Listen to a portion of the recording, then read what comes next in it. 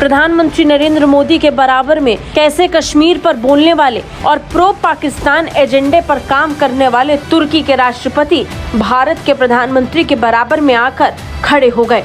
एर्दोगुल जो घोड़े पे आया था, एर्दोगुल गाजी का बड़ा भाई एर्दोगान देखिए, ये जो हाथ मिलाया है मोदी जी के साथ, पाकिस्तानियों क्या हुआ? क्या ये कश्मीर का सौदा हो गया है? पाकिस्तान में पहले ये कंसेप्ट रहा सऊदीया हमारे साथ है, सऊदीया हमारे साथ है, फिर ये कंसेप्ट आया जी तुर्की हमारा रोल मॉडल है, तुर्की हमारे साथ है। G20 की मीटिंग में ये सारे इस्लामिक कंट्रीज जिस तरीके से इंडिया के साथ अपना एक रिलेशन बेहतर करते नजर आ रहे हैं। और ये तस्वीर आप देखिए, लगता है कि मोदी साहब ही सबको लेकर चल रहे हैं। देख रहे हैं आप, सबके हाथ पकड़े हुए दोनों तरफ से उन्होंने, और वो exactly centre of the stage इस वक्त मौजूद है। अगर तो पाकिस्तान के पास प्रूफ हो तो फिर लेकर दिखाएं ना, क्यों नहीं लेते? पेपर उनके पास पड़े हैं, पेपर उनके पास है। और इसके अलावा वो जो पेपर्स है, जब प्रोटेस्ट किया जा रहा था तो अमेरिका में कॉन्फ्रेंस बैठी थी तो उन्होंने वो डॉक्यूमेंट वहाँ पे शो कर दिए थे। आज जिन लोगों को हम फॉलो करना चाहते हैं या जिन कंट्रीज को हम फॉलो करना चाहते हैं या जिन अदारों की तरफ हम ऐसे तरसी हुई निगाहों से देखते हैं, वो लोग ये कहते नजर आ रहे हैं कि भाई हम तो बेस्ट एग्जांपल हैं मेड इन इंडिया की, यानी अपने आप को इंडिया के साथ, भारत के साथ जोड़ के वो प्राउड फील करते हैं। यही हैं जो साइन करती हैं तो पाकिस्तान को पैसा मिलता है, फिर पाकिस्तान शाम को बिरयानी खाता है। She is the one. अबे क्या बोल रहे होंगे मोदी जी की गीता, बेटा पैसे मत देना इन लोगों को। नमस्कार दोस्तों, आप सब जानते हैं पाकिस्तान हर वक्त टर्की का नाम जपता है और कहता है कि टर्की पाकिस्तान की मदद करेगा कश्मीर दिलाने में। लेकिन दोस्तों, अब टर्की भारत के पैर पड़ रहा है, हाथ पड़ रहा है, क्योंकि टर्की चाहता है कि वह भारत के साथ अपने रिलेशंस ठीक करे, जिससे टर्की को ब्रिक्स समिट में एंट्री मिल जाए। क्योंकि भारत ब्रिक्स समिट का एक फाउंडिंग मेंबर है, जिससे भारत अब टर्की को ब्रिक्स में एंट्री से पूरी तरह से रोक कर रखा हुआ है। टर्की चाहता है कि वह ब्रिक्स में ज्वाइन हो, जिसके लिए भारत की सहमति की बहुत ज़्यादा ज़रूरत है। इसलिए अब टर्की और टर्की का प्रेसिडेंट एर्दोगान भारत के कदमों में आ गया है और मोदी जी से हाथ मिला रहा है। और इस वीडियो में हम देख सकते हैं किस तरह से एर्दोगान G20 की मीटिंग में मोदी जी के हाथ पकड़ करके लहरा रहा है और पाकिस्तान को पूरी तरह से मैसेज दे रहा है कि अब टर्की भारत के सामने झुक गया है और पाकिस्तान का सपोर्ट नहीं करेगा, जिसे देख करके पाकिस्तानी मीडिया चीख चिल्ला रही है। तो चलिए इसी पर आगे पाकिस्तानी मीडिया का मज़ेदार रिएक्शन देखते हैं। अगर आपको हमारा ये वीडियो पसंद आए तो वीडियो को लाइक करें और हमारे चैनल को सब्सक्राइब कर लें। गीता गोपीनाथ IMF यही हैं जो साइन करती हैं तो पाकिस्तान को पैसा मिलता है, फिर पाकिस्तान शाम को बिरयानी खाता है। She is the one. अबे क्या बोल रहे होंगे मोदी जी की गीता, बेटा पैसे मत देना इन लोगों को। हो सकता है ऐसा मोदी जी ने बोला, मैं गेस कर रहा हूं। ठीक है पाकिस्तानियों, ये देखो, हो ये देखो क्या लिखा है भाई, हिंदुओं की साजिश। पाकिस्तानी यही कहते हैं ना कि जब भी हिंदू मिलते हैं वो साजिश करते हैं।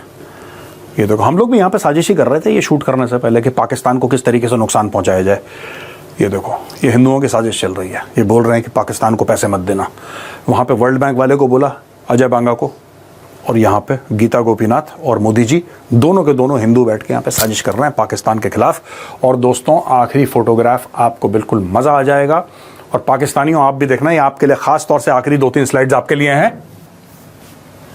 अब दोस्तों देखिए, G20 की मीटिंग है यहाँ पे मोदी जी खड़े हैं बिल्कुल बीच में आगे वाले रो में। यहीं पे सऊदी अरेबिया में मीटिंग हुई थी जिसमें पाकिस्तानी मीडिया लानतें भेज रहा था अपने खुद के प्रधानमंत्री को। बेचारा पीछे खड़ा हुआ था, कहीं पे कोई पूछ नहीं रहा उसको, ऐसे कटोरा लेके चुपचाप छुपा रहा था कटोरा कि लोग कहीं ऐसे मुझे इंसल्ट ना कर दें। ये देखिए, ये मोदी जी हैं। हा मोदी जी। अच्छा, ये होस्ट है, ये लूला डे सिल्वा है, ही इज द होस्ट, क्योंकि ब्राजील में हो रहा है, प्रेसिडेंट है ब्राजील के। मोदी जी के इस तरफ कौन है? ये है वो एर्दोगुल जो घोड़े पे आया था घोड़े पे जो सवार था, एर्दोगुल। ये एर्दोगान है, एर्दोगुल गाजी का बड़ा भाई एर्दोगान देखिए, ये जो हाथ मिलाया है मोदी जी के साथ, पाकिस्तानियों क्या हुआ? क्या ये कश्मीर का सौदा हो गया है? इधर मैं लिख देता हूं, जरा तुम भूल जाते हो यार, वरना ना। कश्मीर का सौदा तुर्की हो, इजिप्ट हो, सऊदी अरेबिया हो, यूएई हो, बांग्लादेश हो, ये सारे इस्लामिक कंट्रीज जिस तरीके से इंडिया के साथ अपना एक रिलेशन बेहतर करते नजर आ रहे हैं और इंडिया भी सबको इक्वली लेके चल रहा है, तो ये आपको नहीं लगता कि वाकई में जो इंडिया के प्राइम मिनिस्टर का एक मोटिव है जो बताया जाता है कि भाई वन वर्ल्ड वन, मतलब इस तरीके से वन वर्ल्ड वन नेशन या वन वर्ल्ड फॉर ऑल, इस तरीके से जो उनका एक मोटिव है उसे वाकई में वो पूरा करते नजर आ रहे हैं? बिल्कुल डेफिनेटली। यहाँ पे चॉइस साहब एक और मैं इस्लामिक कंट्रीज के हवाले से बात करना चाहूंगा। इस्लामिक उम्मा का कॉन्सेप्ट जो कहा जाता था कि इस्लामिक वर्ल्ड सारे कंट्रीज एक साथ है, ये कॉन्सेप्ट खत्म हो चुका है। उसकी वजह यह है सारे इस्लामिक कंट्रीज अपने इंटरेस्ट बेस्ड डिसीजन लेते हैं। यहां पे मैं ये आपको बताना चाहूंगा कि आपकी 7 मिडल ईस्टर्न स्टेट्स ने मोदी जी को बुला के हाईएस्ट अपने नेशनल अवार्ड दिए हैं, इसमें कोई शक नहीं। अब इट इज वेरी इंपॉर्टेंट।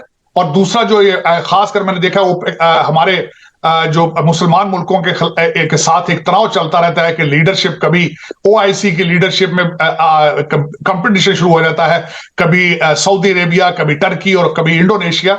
तो मेरे ख्याल में ये गलत अप्रोच है। जब आपने अगर इंटरेस्ट बेस्ड डिसीजन लेने हैं तो फिर ओपन सब सामने आके ओपन अपने डिसीजन ले।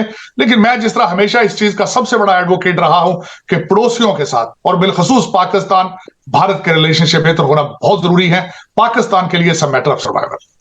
ऐसा ही है सर। आगे जो नेक्स्ट पॉइंट है उनकी तरफ चलते हैं। बहुत इंटरेस्टिंग पॉइंट थे। मैंने ये क्वेश्चन इसलिए किया कि ये बहुत इस टाइम मेरे माइंड में क्वेश्चन था कि जिस तरीके से पूरे दुनिया के कंट्रीज जो से रिलेशन बेहतर कर रहे हैं, हम अपनी अलहदा से ही 1.5 ईंट की मस्जिद बना के बैठे हैं कि भाई हम मुस्लिम उम्मा और मुस्लिम उम्मा का जो सा है इत्तेहाद है, हमें कोई मुस्लिम उम्मा पूछे ना पूछे, हम पूरी दुनिया के इस मुसलमानों के ठेकेदार बने हैं। सर नेक्स्ट पॉइंट जरूर आप बताइएगा हमें G20 को लेके। नेक्स्ट मेरा पॉइंट यही था सबसे बड़ा, जो मैं समझता हूँ हमारे पाकिस्तान के हवाले से कि MBS पाकिस्तान में नहीं आए हैं। और खासकर जिस तरीके से हमें सोचना चाहिए कि इजराइल और सऊदी अरेबिया के रिलेशनशिप ठीक हो रहे हैं, जिनका इतना बहुत बड़ा गैप था आपस में। आपको सोचना चाहिए अगर सऊदी अरेबिया और ईरान एक टेबल पर बैठ सकते हैं, सऊदी अरेबिया और इजराइल एक टेबल पर बैठ सकते हैं, तो पाकिस्तान भारत एक टेबल पर क्यों नहीं बैठ सकते? ये पाकिस्तान का चाहिए। और फ्यूचर के अंदर भी मैंने माजी के अंदर देखा है कि कोई भी चीज अगर फलस्तीन में या किसी इस्लामिक मुल्क में होती है, वहां सारा कुछ नॉर्मल चल रहा होता है। पाकिस्तान में दुकानों को आग लगा दी जाती है, लोगों को सड़कों पे गोलियां मार दी जाती हैं। इन चीजों से बाहर निकलना होगा आपको।